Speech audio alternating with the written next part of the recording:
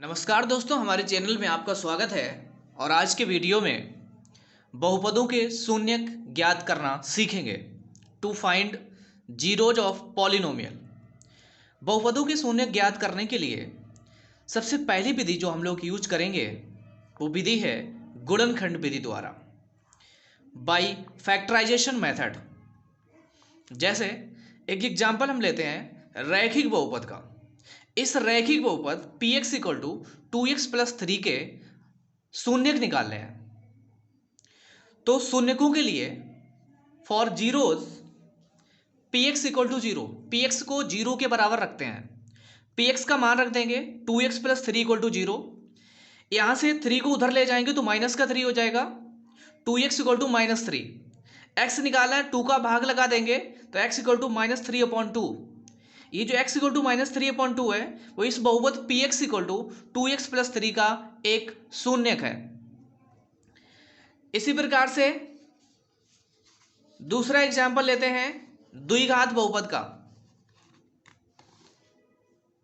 P X equal to X square minus 3। शून्यकों के लिए for zeros P X equal to zero, P X को zero के बराबर रखते हैं। फिर पी एक्स का मान रखेंगे X square minus 3 equal to zero. इस यहाँ पे 3 को हम लोग लिख सकते हैं √3 का होल स्क्वायर। फिर वर्गांतर नियम लगाएंगे, मीन्स फैक्टराइजेशन, फैक्टर करेंगे तो एक हो जाएगा x प्लस 3 और दूसरे ब्रैकेट में हो जाएगा x माइनस 3। ये फार्मूला होता है A square minus B square equal to A plus B into A minus B. यहाँ पे x प्लस 3 और x प्लस √3 और x minus √3 equal to zero है। तो यहाँ पे दो फैक्टर हैं, दोनों को अलग अलग जीरो के बराबर रखेंगे।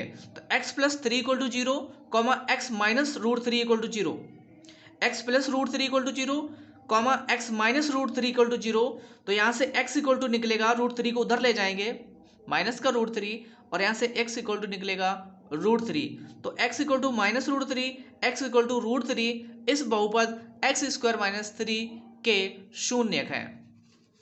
इसके बाद में अगले एग्जाम्पल नंबर 3 पे चलते हैं। एग्जाम्पल नंबर 3 में बहुपद है द्विघात बहुपद P X equal to X square minus 3x। शून्यकों के लिए for zeros P X equal to zero, P X को जीरो के बराबर रखते हैं। फिर पी एक्स का मान रख देंगे, पी एक्स का मान है X square minus 3x equal to zero. यहाँ से x कॉमन मिल रहा है तो x को कॉमन कर लेंगे, अंदर बचेगा ब्रैकेट में x minus 3 equal to zero. यहाँ भी दो फैक्टर हैं जिनका गुणनफल जीरो के बराबर है, इसलिए दोनों को जीरो के बराबर रखेंगे। क्योंकि दो संख्याओं का गुणनफल जीरो होता तभी जीरो होता है जब उनमें से कम एक संख्या जीरो के बराबर हो। तो हम लोगों को यहाँ पता नहीं है कि यहाँ पे कौन सा फैक्टर जीरो होगा, तो हम लोग दोनों को जीरो के बराबर रख के देखते हैं। x इक्वल टू जीरो रखेंगे तो x जीरो मिलेगा, x minus 3 equal to zero रखेंगे तो इधर x इक्वल टू जीरो और 3 को उधर ले जाएंगे, इस 3 को उधर ले जाएंगे तो ये हो जाएगा प्लस का 3, x इक्वल टू जीरो और x इक्वल टू 3 इस बहुपद एक्स स्क्वायर माइनस 3x के शून्यक हैं। x equal to zero, x equal to 3 बहुपद एक्स स्क्वायर माइनस 3x के शून्यक हैं।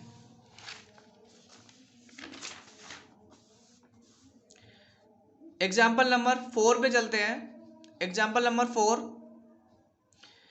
इसमें भी एक द्विघात बहुपद है P X equal to X square plus 5x plus 6। ये एक ऐसा द्विघात बहुपद है जिसमें तीनों के तीनों पद दिए गए हैं।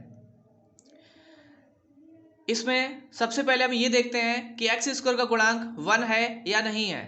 इस बहुपद में एक्स स्क्वायर का गुणांक 1 है, तो इसके बाद में हम अचर पद को देखते हैं। यहाँ पे अचर पद 6 है, तो 6 के हम लोग ऐसे दो भाग करेंगे, 6 के ऐसे दो भाग करेंगे जिनका गुणनफल तो 6 हो जाए और जिनका योगफल x का गुणांक मीन्स 5 हो जाए।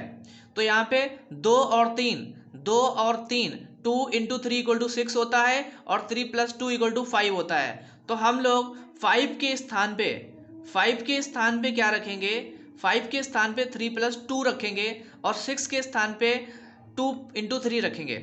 तो शून्यकों के लिए P X equal to zero, बहुपद को जीरो के बराबर रखते हैं तो बहुपद का पी एक्स का मान रखेंगे X square plus 5x plus 6 equal to zero. अभी मैंने बताया है यहाँ पे 5 को लिखेंगे 3 प्लस 2, तो 5 को लिख दिया 3 प्लस 2 और 6 को लिखेंगे 2 इंटू 3 इक्वल टू जीरो। यहाँ से x का मल्टीप्लाई कर देंगे तो 3x हो जाएगा और x का मल्टीप्लाई इसमें करेंगे 2x हो जाएगा। यहाँ x कॉमन मिलेगा, x कॉमन मिल जाएगा तो x प्लस 3 बचेगा और यहाँ से 2 कॉमन मिलेगा तो x प्लस 3 बचेगा।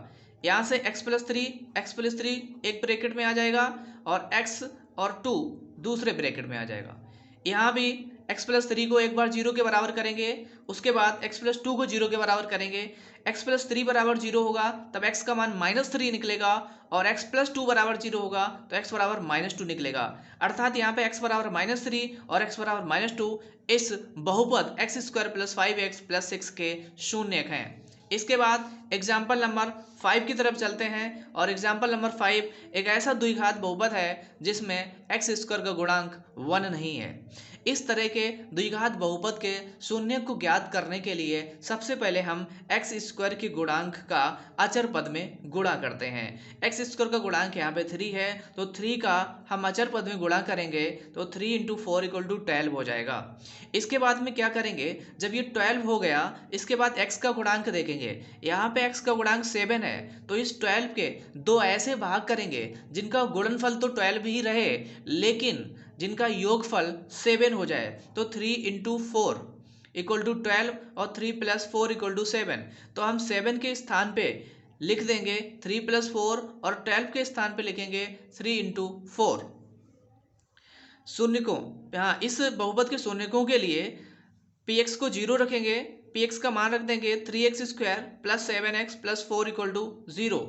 3x स्क्वायर प्लस 7 को लिखेंगे 3 plus 4x plus 4 equal to 0। इसमें x का गुणा कर देंगे तो x का गुणा 3 में करेंगे 3x हो जाएगा, x का गुणा 4 में करेंगे 4x हो जाएगा प्लस 4 इक्वल टू 0। इन दोनों पदों में 3x स्क्वायर प्लस 3x में 3x कॉमन हो जाएगा तो ब्रैकेट में बचेगा x प्लस 1। यहाँ से 4 कॉमन हो जाएगा, ब्रैकेट में बचेगा x प्लस 1 और x प्लस 1 कॉमन हो जाएगा तो x प्लस 1 दूसरे ब्रैकेट में बचेगा 3x प्लस 4।